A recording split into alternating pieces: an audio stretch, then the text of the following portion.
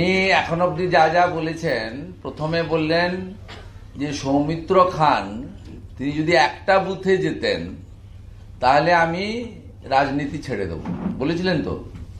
বলার পরে সৌমিত্রকে পুলিশ দিয়ে বিষ্ণুপুর ছাড়া করা হলো। সুপ্রিম কোর্ট থেকে বেল নিলেন 2019-এ, কন্ডিশনাল বেল। বলা হলো বিষ্ণুপুর বা বাঁকুড়া জেলায় ঢুকতে পারবেন না। উনার 7টা বিধানসভার মধ্যে খণ্ডঘোষে প্রচার করেছিলেন, যেহেতু সেটা বর্ধমানে। 6টা বিধানসভায় উনার তৎকালীন যিনি অর্ধাঙ্গিনী ছিলেন ওনার মিসেস প্রচার করেছিলেন। সৌমিত্র খান অনেক ভোটে জিতেছিলেন।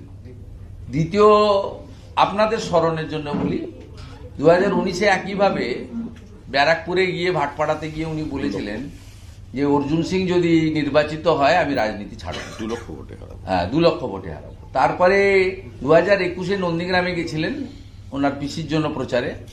তা সেখানে গিয়ে বলে এসেছিলেন শুভেন্দু অধিকারী যদি এখানে জিততে পারে তাহলে আমি রাজনীতি ছাড়ব। এরকম অসংখ্য উদাহরণ রয়েছে। তাই আমরা অন্তত সিরিয়াসলি ওনার কথা নিই।